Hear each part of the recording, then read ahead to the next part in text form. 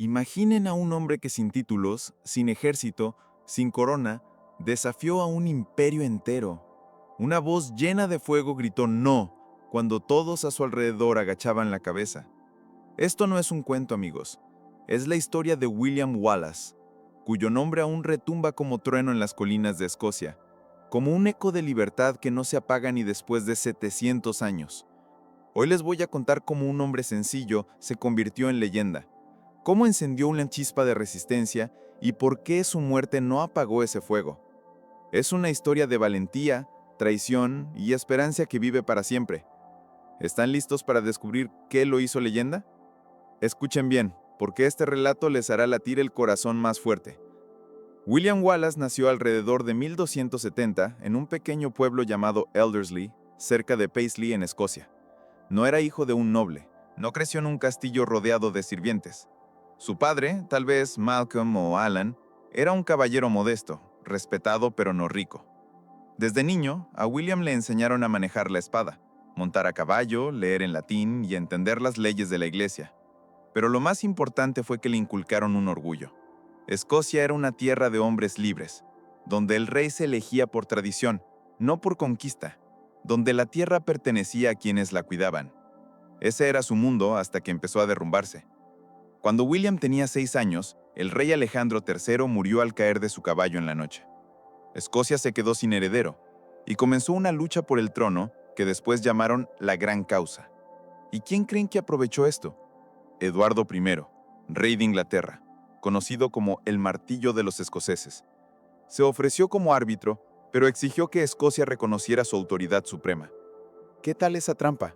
¿Confiarían en alguien que quiere encadenar a su país? ¿Qué habrían hecho en el lugar de los escoceses? Compartan sus ideas al final. Quiero saber qué piensan. Eduardo actuó con astucia. Primero diplomacia, luego la espada. Los oficiales ingleses invadieron las ciudades escocesas, sus soldados ocuparon los castillos y los recaudadores de impuestos exprimían a la gente. Cada día traía más humillaciones, leyes injustas, abusos, robos. El joven William lo vio todo mientras viajaba por el país, sirviendo en cortes, escoltando caravanas, participando en pequeñas peleas. Vio cómo su pueblo perdía su voz. Las crónicas dicen que en su juventud fue testigo de la crueldad inglesa. Tal vez un familiar, un hermano o un tío fue asesinado por resistirse. No sé si es verdad, pero creo que esos momentos transforman a las personas. Hacen sentir que el silencio es traición. William no buscaba fama, pero no podía callar al ver cómo pisoteaban su tierra. ¿Y ustedes podrían? Si vieran que les quitan su hogar, su dignidad, su libertad, ¿elegirían el silencio o la lucha? Piensen en eso mientras seguimos. Para 1296, Eduardo mostró su verdadera cara.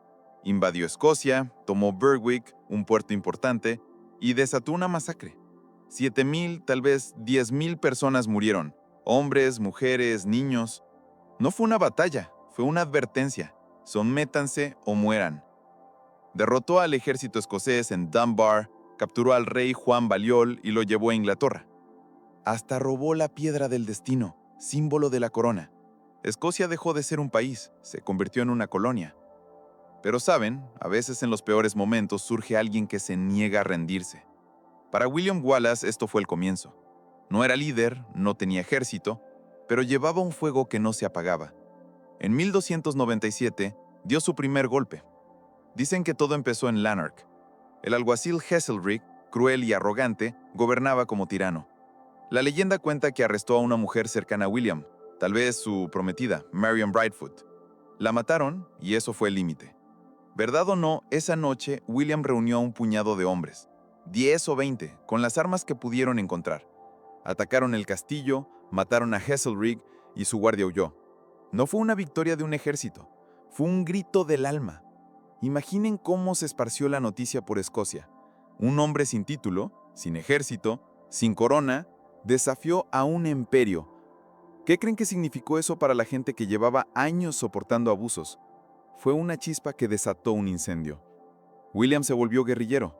Atacaba patrullas, caravanas, guarniciones débiles, usando los bosques y colinas que conocía como la palma de su mano. Para el sabor del verano, liberaron ciudades, expulsaron a los oficiales ingleses. William escribía cartas en nombre de Escocia, pidiendo a los nobles que se unieran. No era una revuelta, era el despertar de una nación. El momento más brillante llegó el 11 de septiembre de 1297, en el puente de Stirling. Los ingleses enviaron un ejército, 9.000, tal vez 12.000 hombres, con caballeros, arqueros y caballería.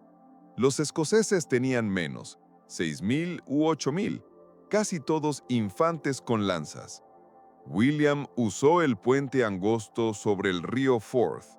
Dejó que el enemigo empezara a cruzar, esperó a que se dividieran y atacó. Los escoceses aplastaron al enemigo, los atraparon contra el río, convirtiendo su fuerza en caos. Miles de ingleses murieron, los demás huyeron. Andrew Murray recibió una herida mortal, pero la victoria fue escocesa. Escocia celebró. Fue el momento en que la gente creyó, podemos ganar. ¿Cómo sería estar en ese campo de batalla, viendo al enemigo huir? ¿Sentirían orgullo, miedo, esperanza? Díganme, ¿qué piensan? Tras Stirling, William fue nombrado guardián de Escocia. Un hombre sin linaje noble lideró un país sin rey. No era gloria, era una carga pesada. Los nobles discutían, muchos lo despreciaban por su origen humilde. Intentó mantener unido al país. Incluso lideró un ataque al norte de Inglaterra, quemando ciudades para mostrar que Escocia podía devolver el golpe.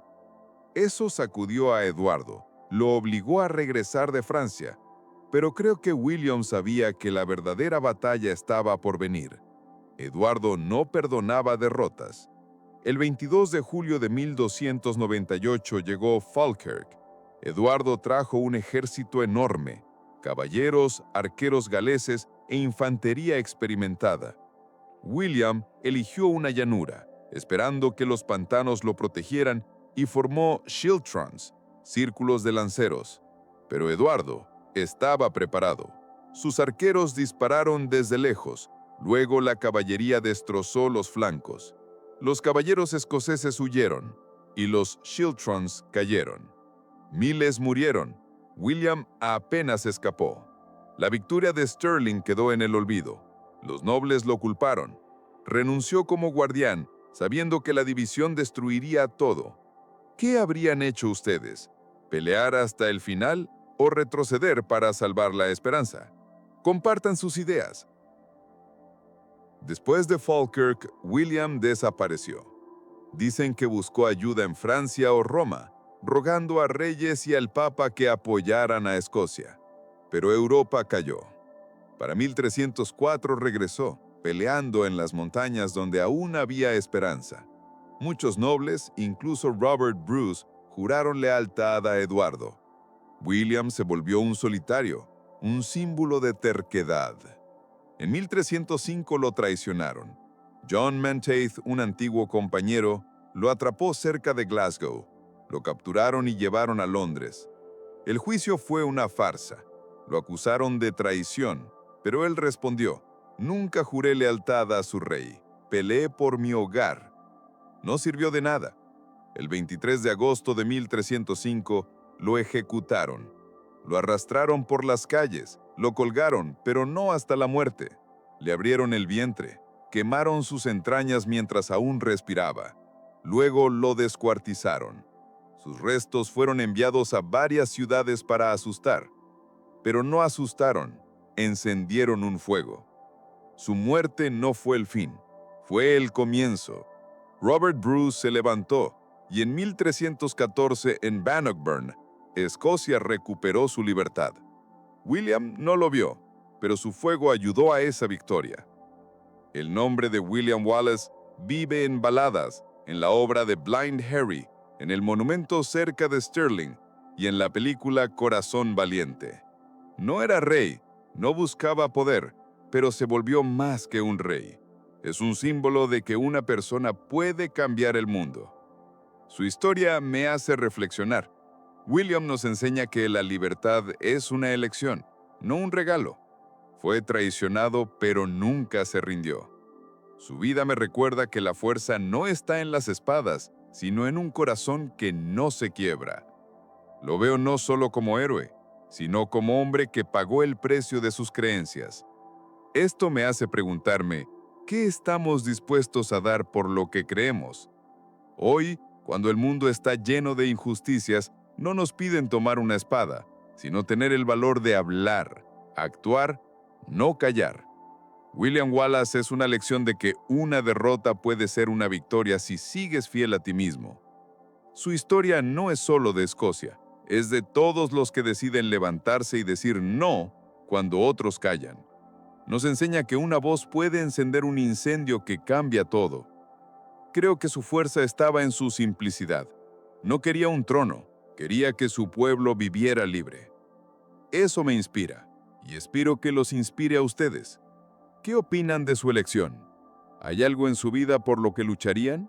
Escriban sus pensamientos debajo de este video. Compartan lo que sienten. Si esta historia encendió una chispa en ustedes, suscríbanse al canal para no perderse más historias de personas que cambiaron el mundo. Mantengamos vivo este fuego. ¡Libertad!